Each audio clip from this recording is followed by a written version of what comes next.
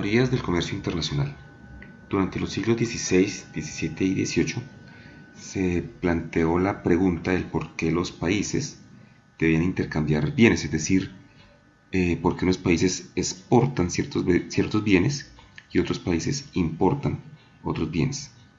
Los mercantilistas de la época afirmaban que los países debían maximizar la diferencia entre exportaciones e importaciones, es decir, mantener una balanza comercial positiva.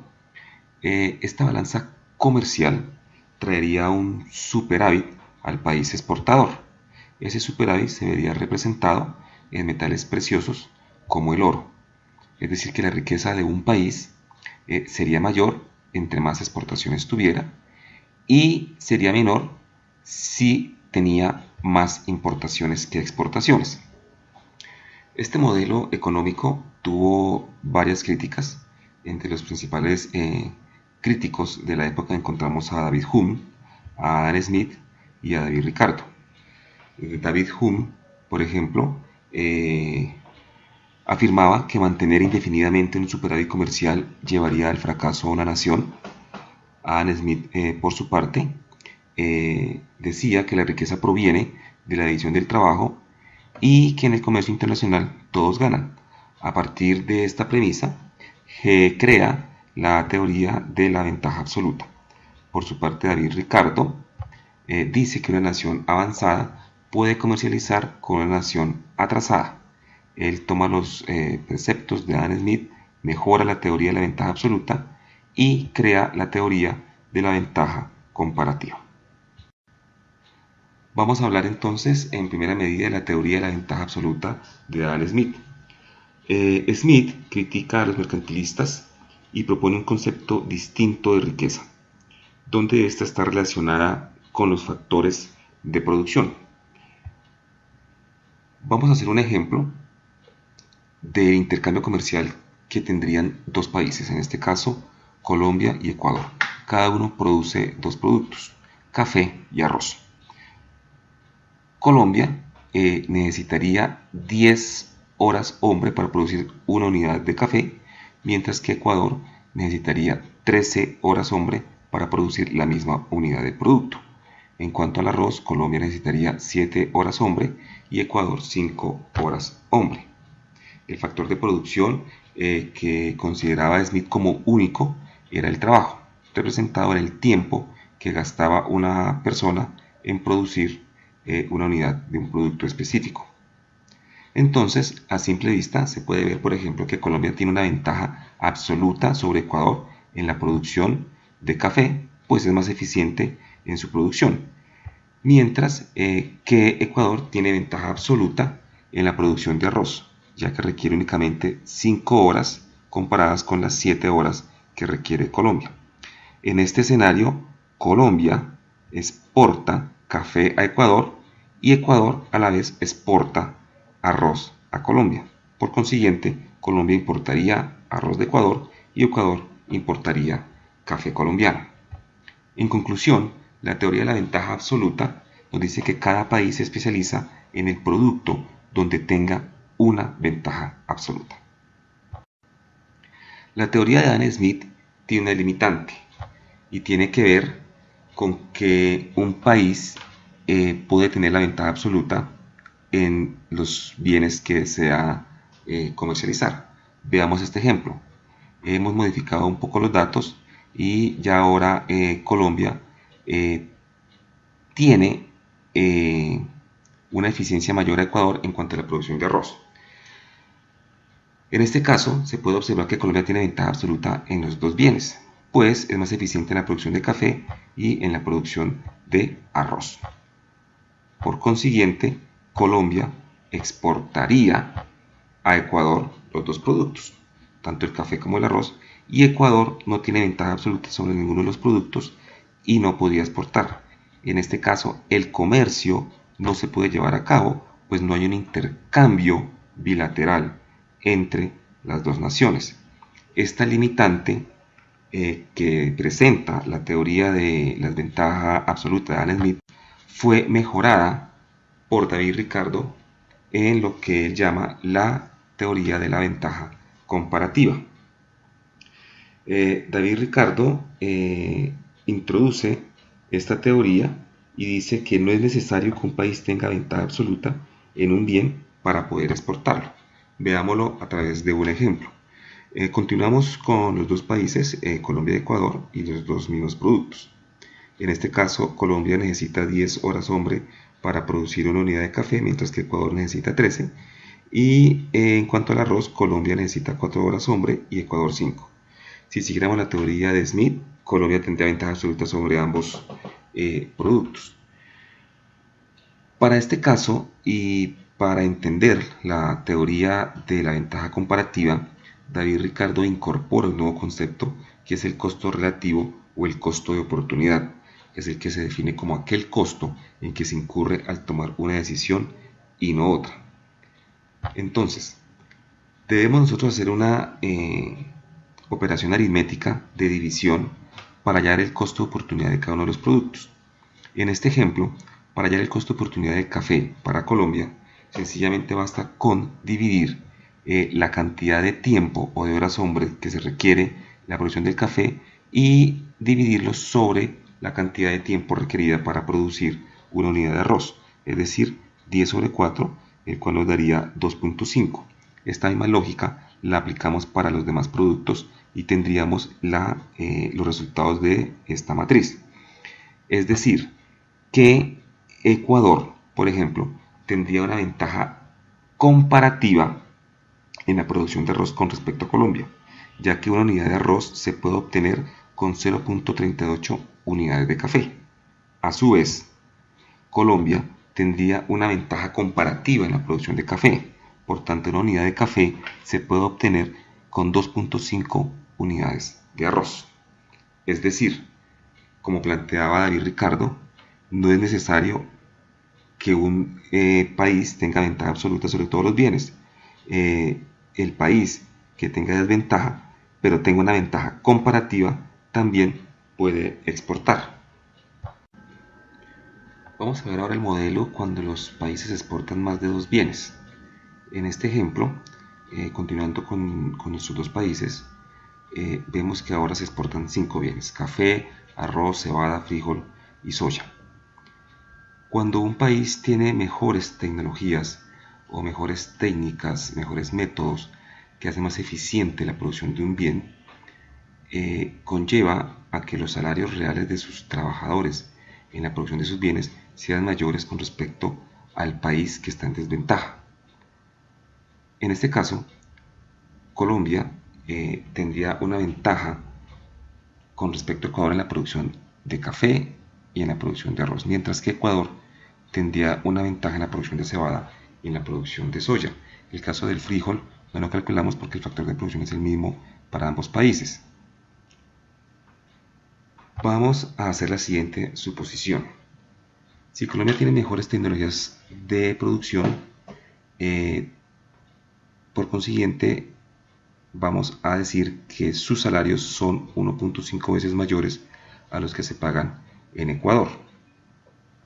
En este orden de ideas, y si queremos conocer el factor de eficiencia de cada uno de los países con respecto a los productos, sería el siguiente.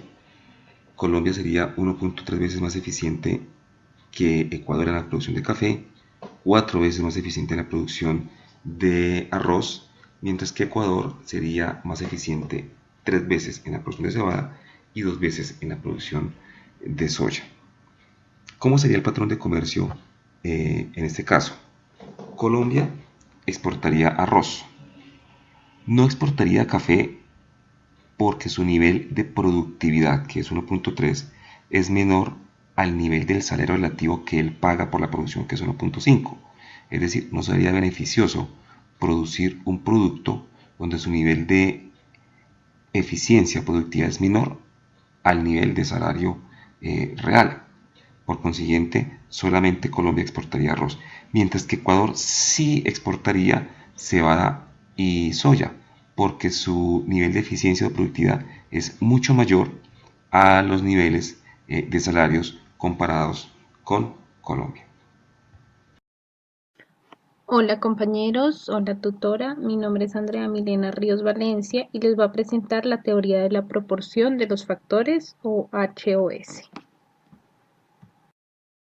El modelo HOS, llamado así por los principales economistas que contribuyeron a su elaboración, Hechter, Olin y Samuelson. Esta teoría expone que la ventaja comparativa de un país proviene de la proporción de los factores con los que dispone: la tierra, el capital y el trabajo. La teoría de la proposición de factores o modelo HOS nace en el neoclasismo, como respuesta a las necesidades del intercambio comercial entre naciones, que a su modo de ver el capitalismo no había dado respuesta, y también expone cómo funcionan los flujos de comercio internacional partiendo de la teoría de la ventaja comparativa de David Ricardo. Este modelo fue probado por Leontiev a través de un modelo de insumo productivo para Estados Unidos, quien se creía era rico en capital y exportaría capital. Sin embargo, el resultado fue contrario a lo esperado. Descubrió que las exportaciones eran intensivas en factor de trabajo y las importaciones eran intensivas en el capital. Este modelo consta de 4 teoremas o efectos: el de Hechter-Ohlin, Rivers-Key, Stobel-Samuelson y el de igualdad del precio de los factores. El teorema de Hechter-Ohlin afirma que un país que tiene una producción intensiva y abundante en algún bien se encargará de exportarlo, mientras que se importará aquel bien en el que su producción es escasa. Lo que quiere decir que un país exporta lo que más produce y le sobra e importa lo que produce en menor cantidad o más necesita. El teorema de Rivers-Key establece que el aumento de los factores es un bien intensivo que causará un aumento de la cantidad producida y disminuirá el bien intensivo en otro factor. El teorema de Stolper-Samuelson plantea que es causado por el comercio internacional, pero también por variaciones en las preferencias del consumidor, además de agotamiento en la oferta de algunos insumos o el surgimiento de nuevos insumos y desarrollos tecnológicos. También dice que si aumenta el precio relativo de un bien intensivo de un factor, mejora su posición y empeora la posición del otro, ejerciendo una influencia en la distribución interna de la renta. Por último, el teorema de la igualación del precio de los factores. Dice que los propietarios de cada factor recibirán la misma remuneración por sus productos, sin importar de qué país provenga dicho bien. Lo anterior se cumplirá bajo 3 condiciones, que son: la primera, que los dos países produzcan los mismos bienes; segunda, que tengan precio único en ambos países, es decir, el mismo precio; tercero, que se utilice la misma tecnología para dicho bien. Aunque el teorema de la igualación de precios de bienes en los países usualmente no se da, el comercio internacional ayuda a que el valor se modere entre los países, haciendo los precios más asequibles y alcanzables, pues pone un margen de valor. El modelo de la proporción de factores, conocido también como modelo 2x2x2, es decir, 2 países, 2 bienes y 2 factores, desarrolla la demanda mediante el uso de curvas de indiferencia social, que primero, tienen pendiente negativa y son decrecientes; segundo, no se intersectan; tercero, entre más se alejan del origen, generan mayor utilidad. El teorema de completa igualación tiene 3 supuestos. El primero: ambos países producen los 2 bienes. Si los costos de oportunidad son crecientes, la especialización productiva será parcial en cada país. El segundo: precio único en el mercado internacional. La convergencia de los precios relativos en un contexto internacional donde no hay costos de transporte y prevalece el libre comercio, que es superior a la antotarquía que ata, nudo gordiano, las decisiones de producción y consumo. Y el tercer supuesto: ambos países utilizan las mismas tecnologías, es decir, son disponibles para los países que las requieren. Como ya lo habíamos dicho antes, en este modelo el comercio internacional se da a partir de los factores con los que dispone cada país, Es decir, que si un país cuenta con un gran capital, pues ofrecerá bienes intensivos en el capital, mientras que si otro es rico en su trabajo, exportará bienes intensivos en el trabajo. Por ejemplo, Estados Unidos, a pesar de la caída económica por la que pasó hace unos años, tiene abundancia relativa en el capital, mientras que China tiene abundancia relativa en su trabajo, haciéndose abundante en el mismo. Como ya lo habíamos dicho, este habla de la completa igualación de los ingresos reales de los factores productivos, sin importar el país en el que se localicen. Como conclusión, aunque los precios de los factores no se igualan por los diferentes factores que se presentan, son muy útiles para el comercio internacional, pues moderan las diferencias de los precios entre países. Según en lo que sea abundante el país, asimismo contará con una ventaja comparativa y competitiva respecto a los demás países, y se dedicará a exportar lo que mejor y más produce.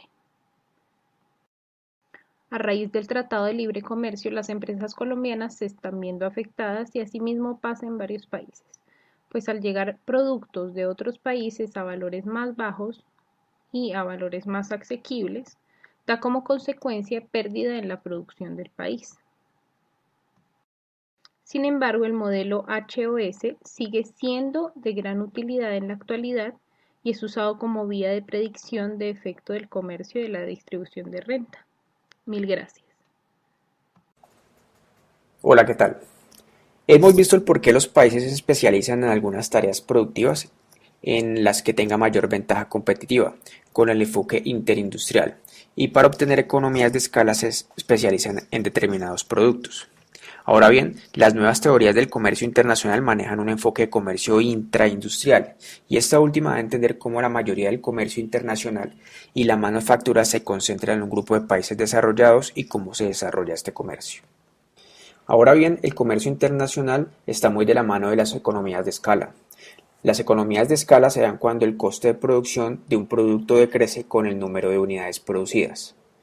En estas se encuentran dos.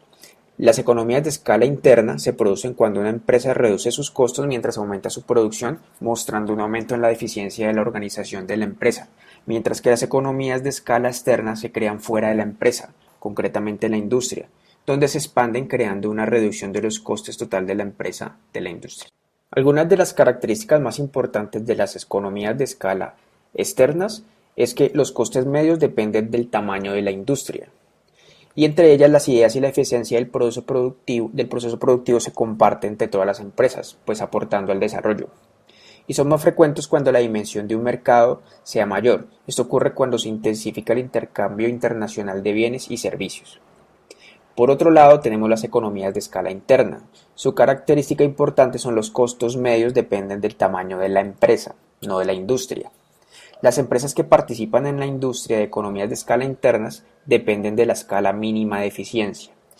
Y si es elevada, pocas empresas conforman esta industria. Esto llegando a las estructuras de mercado de competencia imperfecta. Ahora nos preguntamos por qué las economías de escala generan comercio.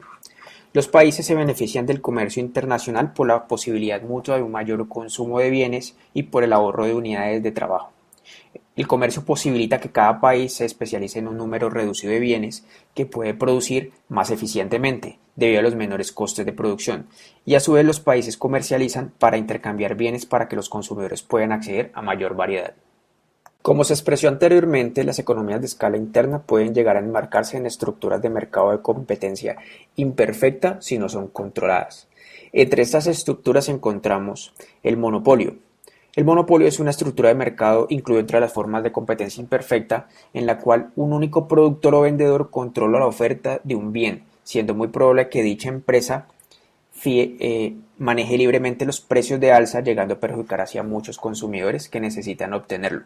Por esto, en economía, la estructura monopólica de mercado no es eficiente y existe el concepto de que es indeseable.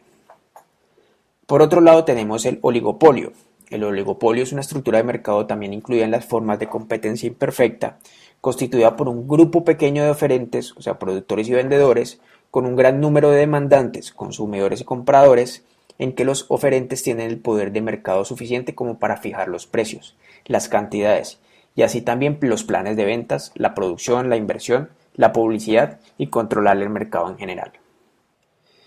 Lo que se puede entender entre las economías de escala y el comercio internacional es que este último siempre va a posibilitar que los países no tengan que producir todo aquello que se consume.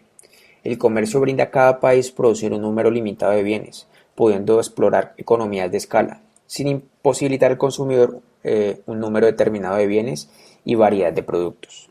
Ahora bien, como sabemos, si aumenta la producción, aumenta la eficiencia, pues disminuye los costos de modo en que los países pueden y deben especializarse únicamente en un número limitado de productos, pudiendo producir una mayor cantidad y aprovechando las economías de escala. Si esto se hace bien y a nivel mundial, con todos los productos se podrá fabricar muchas más unidades. El Internet ahora es parte importante del comercio internacional. El Internet ha abierto el mundo a todas las personas que tienen acceso a él, y a la difusión y al conocimiento, y la comunicación ha sido los aspectos de mayor apoyo para el comercio internacional. El e-commerce o el comercio electrónico ha abierto todo un mundo de posibilidades para los negocios que han visto la oportunidad de expandirse al extranjero sin necesidad de tener un asentamiento físico en el mercado al que quieren dirigir. En otras palabras, el e-commerce ha permitido que muchas empresas lleven en realidad su idea de comercio internacional, utilizando como único medio la red de redes, la Internet. Respondiendo a las preguntas planteadas en la guía número 1, podemos decir que ¿habrá productos colombianos con ventaja competitiva? Si bien es cierto que el índice de competitividad de Colombia no está entre los mejores del mundo, de acuerdo al reporte de competitividad global emitido por el Foro Económico Mundial, donde ubica a Colombia en el ranking 61 para el periodo 2015-2016, sí existen algunos productos destacables en el comercio internacional de acuerdo con Proexport. Las flores y los productos derivados del café son muy apetecidos en el exterior. En el sector de servicios, Colombia se destaca en sus servicios de salud, ofreciendo y manteniendo una ventaja competitiva en el sector que incluye cirugías y tratamientos estéticos, tratamientos odontológicos y en general tratamientos médicos. Lo anterior se logra mediante la incorporación de factores de calidad, especialización del conocimiento y el uso de tecnologías de producción adecuadas que permiten que sus costos de producción sean menores, con lo cual se logra una ventaja competitiva. Los productos de exportación de Colombia cumplen con las directrices de la teoría de la ventaja competitiva y el diamante de Porter. Desafortunadamente no. En el modelo del diamante de Porter, uno de los determinantes o condiciones de los factores trata sobre la especialización de la mano de obra y la adecuada infraestructura para hacer competitiva a una nación. Nuestro país está rezagado en estos aspectos. De igual manera, hay una gran brecha con los países desarrollados en el tema innovador. El país presenta un atraso en la adopción de políticas que fomenten la ciencia y la tecnología aplicada en el ámbito productivo del país. Conclusions. It is important to know the economics theories and the models in international trade, so you may have sufficient judgments to understand the economic behavior of the country address the uses of export and import. From the theories of Smith and David Ricardo, it highlights the importance of the division and specialization of labor to achieve comparative advantage. So focus on producing goods where is the more efficient and the through important products at lower cost.